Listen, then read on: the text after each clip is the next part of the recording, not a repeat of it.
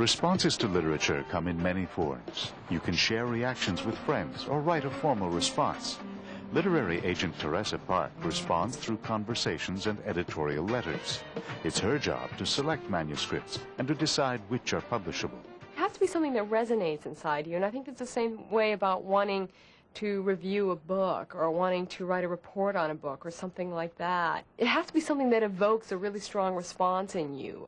Park enjoys her job because of the many discoveries that she makes through reading. I think that the most profound way in which literature can really enrich a person's life really is to open the doors to worlds that you'll never in a million years experience personally. What it's like to be a person of a different gender or a different ethnicity, or to be living in a place that you'll never live or in a time that you never lived. And I think that's what the wonderful thing is about picking up a book. You don't know where it's going to take you. You've done a really great job of revising it. As an experienced reader of literature, Teresa Park has developed a strong sense of what elements make a book successful and works closely with writers to help them achieve that success. She begins by closely evaluating the manuscript. The first thing I look for is verisimilitude. Is this novel true to life? Do the characters sound real? Does the dialogue sound realistic? Are these people that we like? Because, if they're not, then chances are we're probably not going to want to continue reading the book. The other thing I really look for, too, is plot development. Does the novel move quickly? Is there momentum? Are we interested? Are we captivated? Then sort of in the second pass, I'll go back and I'll start marking the manuscript in places where I think it's very strong or places that I think are not clear. And I think it really helps to sort of make a list of the things that caught your attention. My last pass is more just line editing, looking for punctuation problems. When she's finished reading the work, Park often communicates with the author in an editorial letter. In my letters, I really try to sort of outline what some of my, concerns are about the manuscript that need to be addressed. Well, I always like to start out with something, positive, emphasizing what's really good about the work. Very few people can deliver something on a first try that's perfect, that's ready for submission. I often revise my letter just because, like any writing, sometimes the first impulse is not the best. And after I've finished writing the letter and I take a look at it, I'll think about it. But another trick that I found is helpful is to give it to other people to look at.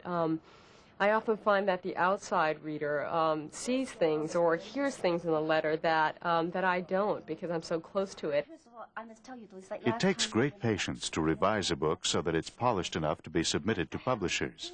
So Park will work with an author on a manuscript through several drafts over a period of a year or more. I just wanted to bring your attention to this one issue of keeping your tenses consistent. Mayenne and I have been working together on this novel for probably about a year now. I think I first received her query letter about a year ago. Which was just basically a letter saying I've written this novel and this is the basic plot and this is my background. And when I first sent away for it to take a look at it, when I read it, I realized that there was really something here, but that it wasn't refined yet. And so since that time, we've done 3 or 4 revisions of this novel, and each time we've both been forced to read it anew and sort of think about whether or not different components and aspects of it are working. So it's a very drawn-out process. It's very time-intensive. And in order to set that off, I think you need to break it off rather than saying, it's her forehead, people gossip, no, her nose, some said it's her eyes. I'm often in the situation of having to make suggestions about how people should rewrite things or how they should change things. And, trying to do that without belittling people or trying to push them past the point that, at which that they just feel that the work is no longer their own.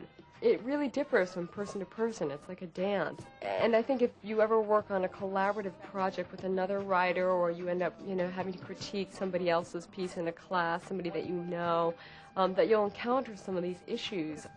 But all of the time, patience, and effort spent on a manuscript are worth it when the book is published. It's an incredible rush, I think, to be able to arrange for the publication of this book. And it's partly your input that is somehow associated with this successful venture, and there's this incredibly rewarding feeling. And then, also you'll find that the authors are also really grateful, and that's the biggest rush, the biggest reward of all. So, it's euphoria. It's really, it's the best.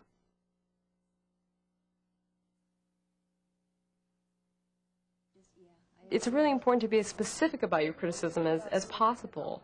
It's not enough to say that, oh, the writing is bad or that it's weak. Why is it bad? Why is it weak? Is the sentence structure poor? Is the way it's organized aren't going to get the poor? And is it confusing?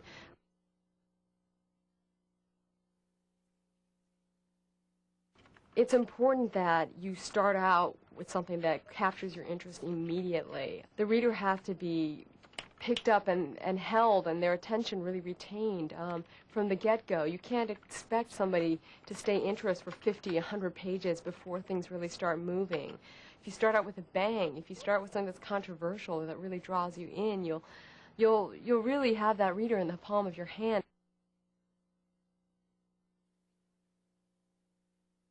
The most important thing is remembering the audience and remembering that you're not just writing this for yourself. You need to be thinking about who's reading this and keeping the reader's interest. People are reading to learn something, to be taken somewhere. It's like a train, you know, and you want people to get on board and stay on board.